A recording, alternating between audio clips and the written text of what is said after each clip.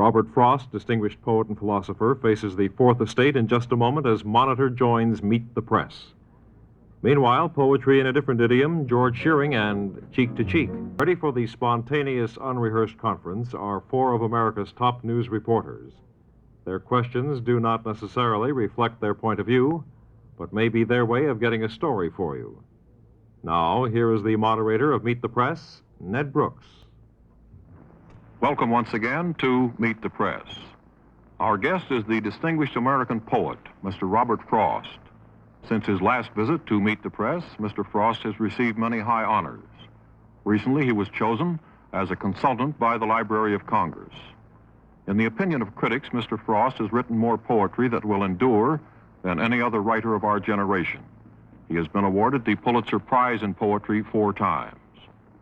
This spring, the Henry Holt Company, which has been Mr. Frost's publisher for more than 40 years, will bring out a new book of his poems, the first in about 10 years. Mr. Frost is now almost 85 years old, but he still is young in hopes and in dreams, free from despair and pessimism. He is a man of deep loyalties to his land and his people. While he is known as a New England poet, he is the poet of all America. Indeed, it can be said that he is the poet of all mankind. And now seated around the press table, ready to interview Mr. Frost, are Ernest Lindley of Newsweek magazine, May Craig of the Portland, Maine Press Herald, James Reston of the New York Times, and Lawrence E. Spivak, our regular member of the Meet the Press panel. Now, Mr. Frost, if you're ready, we'll start the questions with Mr. Spivak. Mr. Frost, you once said that poetry isn't too different from politics. Were you just pulling somebody's leg, or were you serious? Yes, pulling somebody's leg. But I meant it in this way, that the worst politics I ever see is in the poetic world, among the poets, and among the faculties, too, the literary faculty. It's all politics. Life is that. What's the use talking? You also said, and this is still sticking to politics, that you would like to have a crack at being a statesman on a temporary basis. Yes. That must mean that you have some things you'd like Congress to do. Can you tell us what?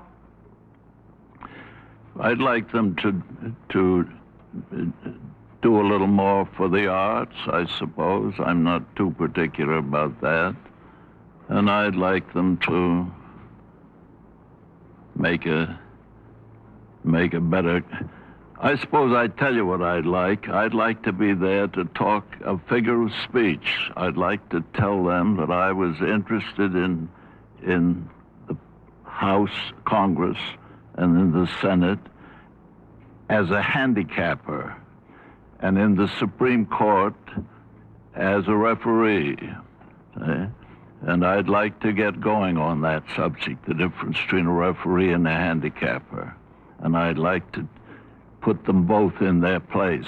And I'd like to admit that I've been rather opposed to handicapping.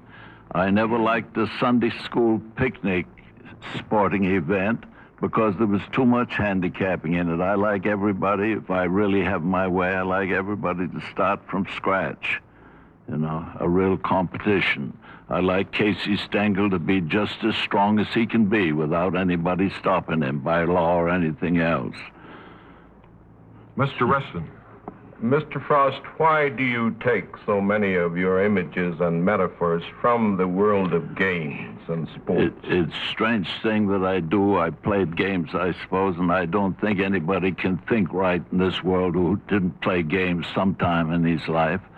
But first thing I caught myself saying was that of this kind, I'd as soon write free verse as play tennis with the net down. That brought tennis in. Then I came to this. I've been working my way toward this Sunday school picnic idea. That what my difficulty with the government, the New Deal, and all that is the difficulty with spoiling a good competition, taking too much. I suppose I'm wrong about it. Might be, but I'm wrong from the old habit of loving to see a thing start with scratch. Mr. Frost, sir, are you a happier man in your 80s than you were in your 50s? Than in when? Than in your 50s or your 40s?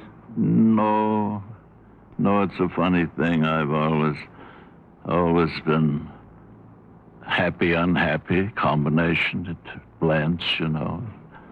It makes, like they say, drink, you know, makes you happy, make you sad. What has happened to the American character, Mr. Frost, in these last 30 years? Are we a merrier people at Christmas time? That's interesting to say. I think,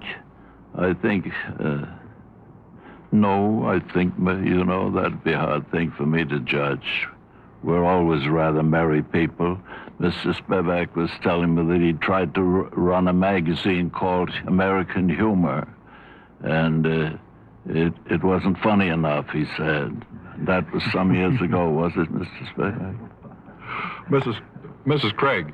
Mr. Frost, did you hear what the president said in his message from the Atlas missile from outer space? From heaven, you mean? He said he was giving a message of peace on earth, goodwill to man. And of course the Atlas is now going round the world. That was a prose poem, don't you think? Yes, I didn't hear it. It was a prose poem. He said, peace on earth, goodwill to man. Do you think the word peace makes it a prose poem? Yes. Do you have much hope for the world that has its mind on military things? Yes. How do you think we can save ourselves from destroying each other? We were sent here to destroy each other in honest competition. Mr. Lindley. Mr. Frost, next summer in Moscow, as part of the Soviet-American Cultural Exchange, there's to be an American exposition. And the suggestion has been made that you should be one of the exhibits. That is, that you should go to Moscow and lecture. Would you be willing to do that? I suppose so. Yeah, if they'll make me Exhibit A. In one of your poems, Bill Soil, a political pastoral, you say, were I dictator, I'd let things take their course, and then I'd claim the credit for the outcome. Yes. Would you enjoy giving that piece of advice directly to Khrushchev? Yes, I should. I thought, I'm always thinking that if I got into a position of power, I'd mainly let things take their course and touch them a little here and then, take credit for the whole thing, sure. Do you think of any other pieces of advice you'd like to give the Soviet government and people if you were to go there?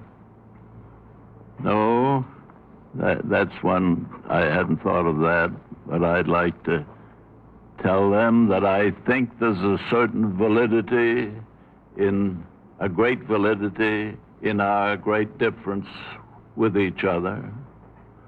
That there's always the utopian dream that they have, and there's always the civilized dream that we have. And that I'm willing to see them as standoff, and that magnanimity is that which enjoys a standoff. In one of your recent interviews, you said that you would rather perish as Athens than survive as Sparta. Yes. Is that the real choice as you see it? Yes, a good deal. The Spartanize I meant by this. Yes, that's the choice. Let's us not Spartanize. I was thinking about what they're trying to do to our schools, to harden them up and speed them up, to contend with the Russians.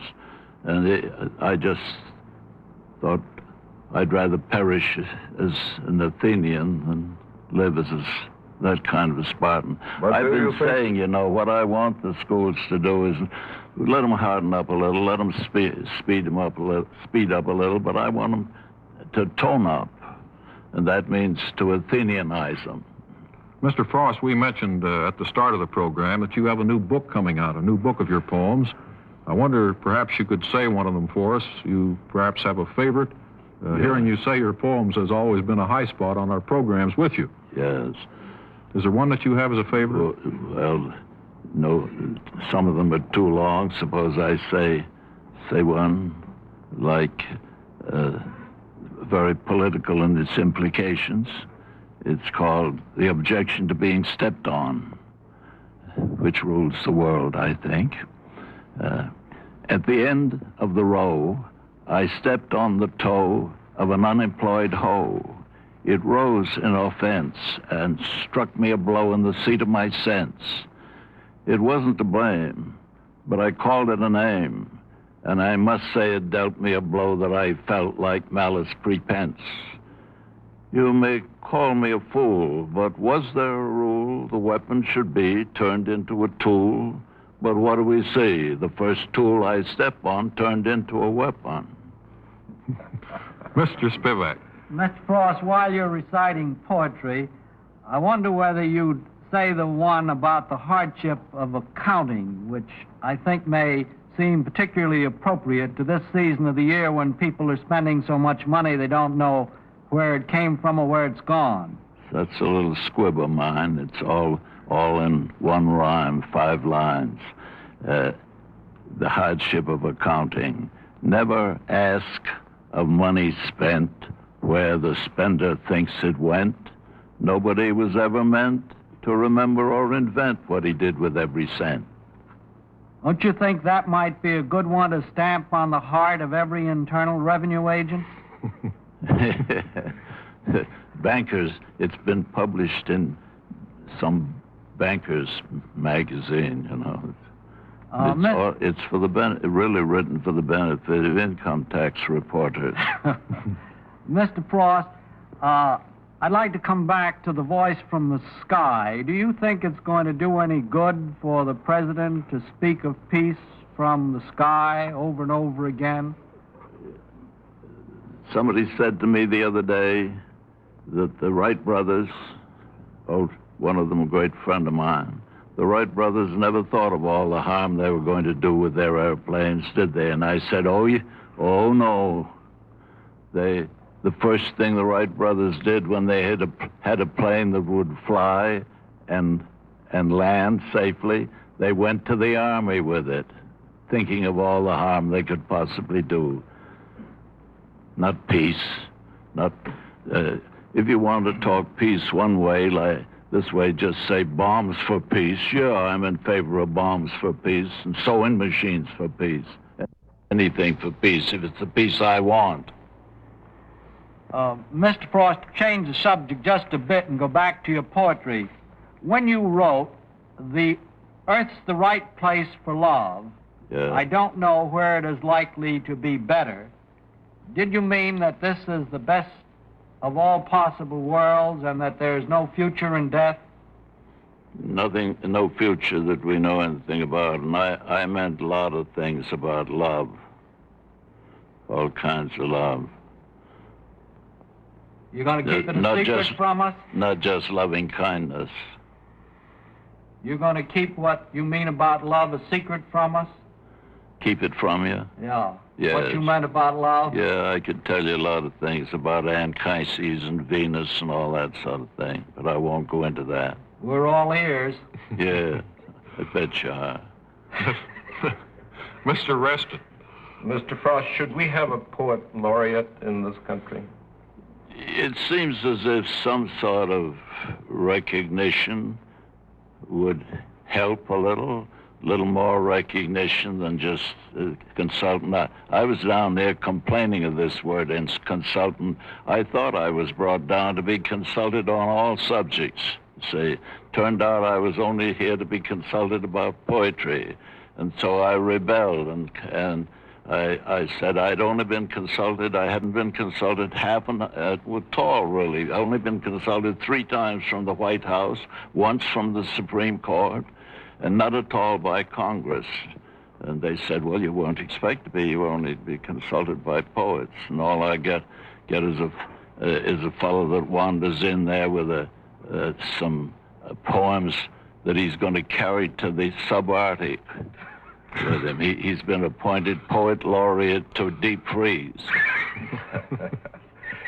Sir, they say there's a lot of talk in the country at the present time about the anti-intellectualism of the American people, that poets are not appreciated and so on. What has been your experience about that? I take little stock in that. It's true that there's always in the world a scorn of the intellectual, the religious scorn of the intellectual, as well as a poetic, as a business scorn of the intellectual, the egghead word. And that's just too bad. I don't pay much attention to it. It's always been there. Is it getting better or worse? No, it comes in waves. We may be getting a wave of it right now. So as to defeat Adlai Stevenson. Mr. Frost, you indicate some dissatisfaction with your arrangements with the Library of Congress. Does that mean that you do not intend to remain there? Oh, no. I'll stay to see things through. I'm just going to treat myself as if I was there to be consulted by everybody. You'll wait till they come along? Yes. Well, call for them, summon them. Comes to consult. We'll have to give you the subpoena power. This, you see, just my natural wit. Mrs. Craig. Mr. Frost, do you regard the Russian Zhivago as more of a poet than a prose writer?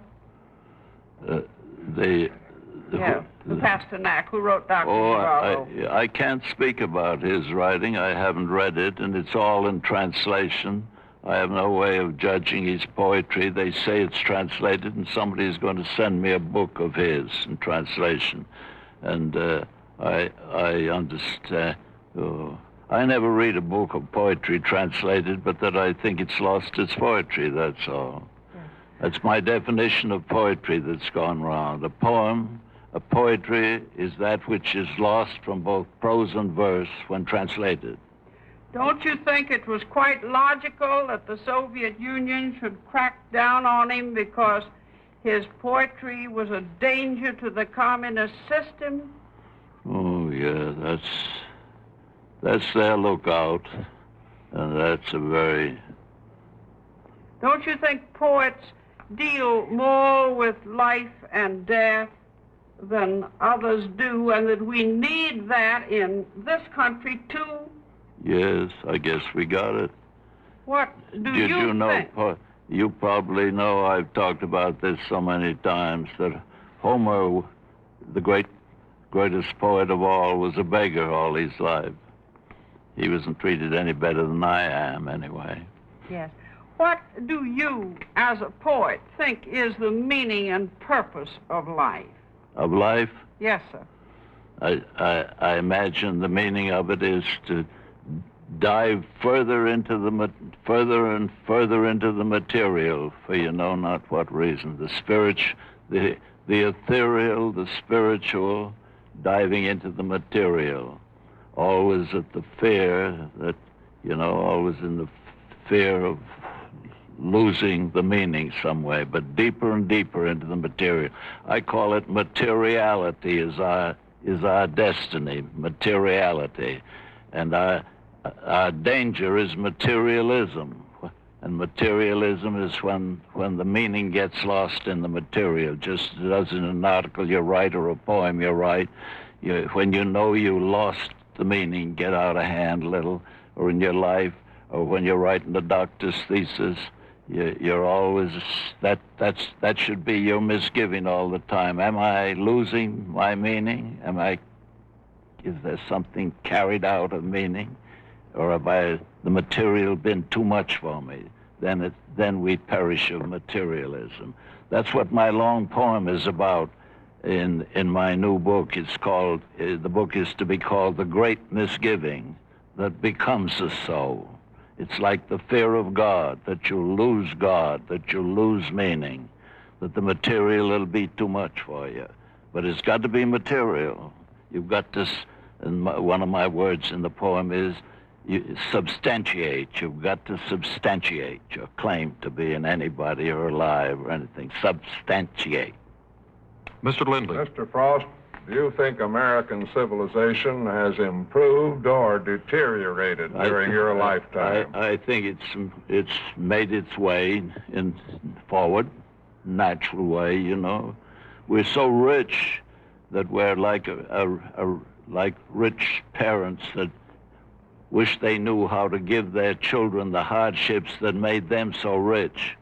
Well, I wanted to ask you about the young people today. Do you think they're more promising? Do they have a better opportunity? Are they harder, more alert than those of a generation or two ago? I've lived with them all these years, you know, live with them now very thick. I'm very thick with them. I suppose I think well of them. Well, do you think they're better than their fathers or grandfathers? The fear is they won't be if they're made too comfortable and to have their life too easy. That's what I just said, you know, that we're like a rich father that wishes he knew how to give his son the hardships that made the father such a man. We're in that sort of position. Give him commando training, you know, do something to him. And we can't, there seems to be no answer to that. Some very rich families have come down now 3 generations to show plenty of character. Mr. Spivak. Mr. Frost, you've often spoken of courage as one of the great human virtues. Why do you place so much emphasis on courage?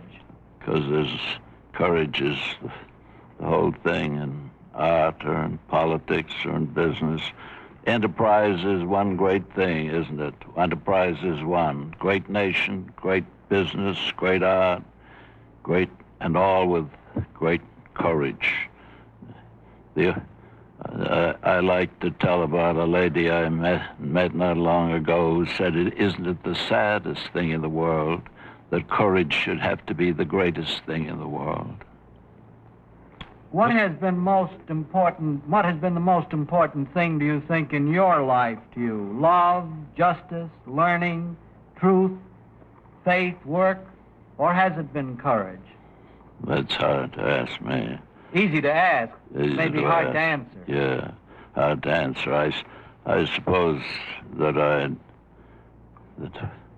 the greatest thing of all that I would be magnanimity. To achieve magnanimity with all those things, you know. And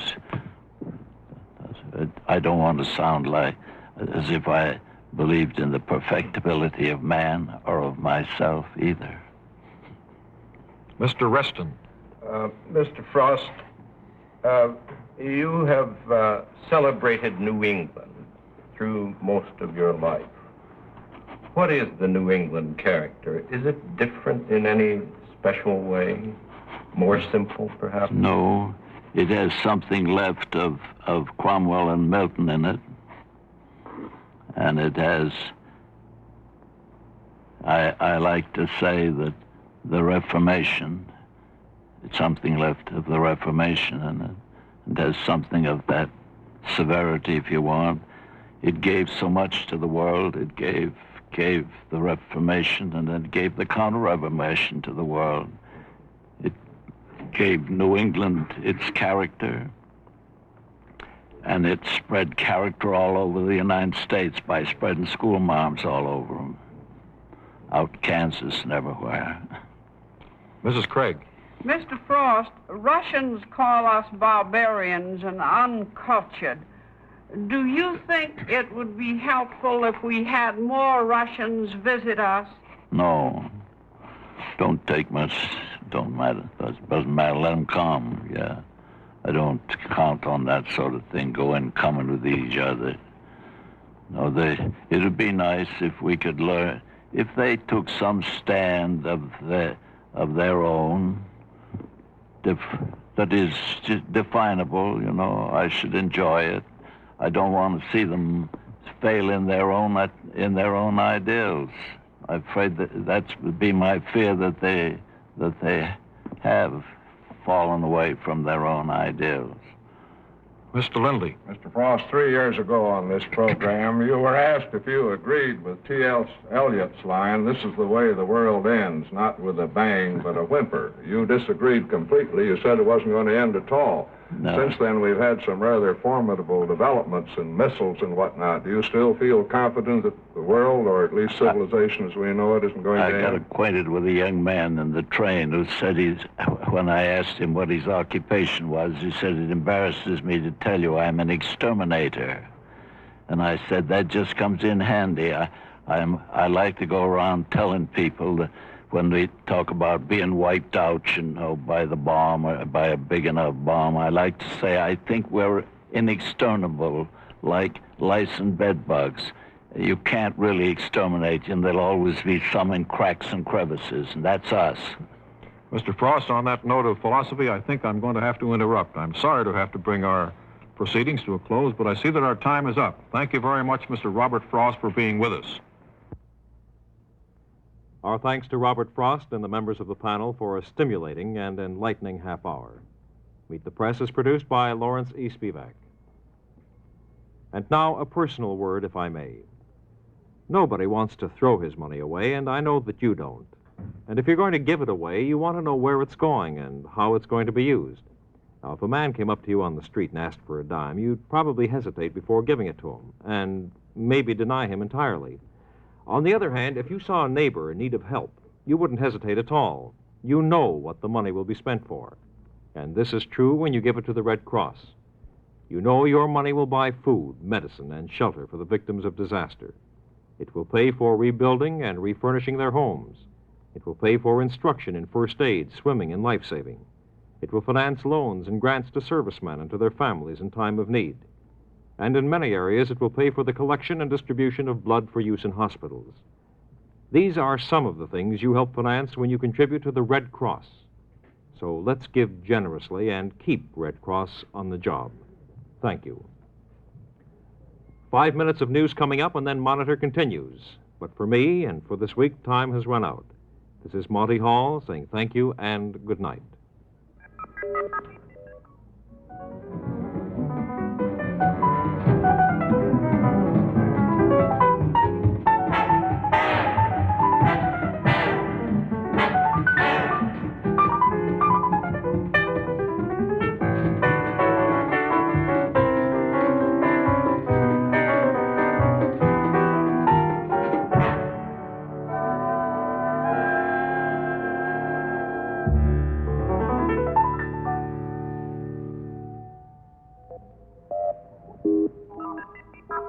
This is Monitor, the NBC Weekend Radio Service.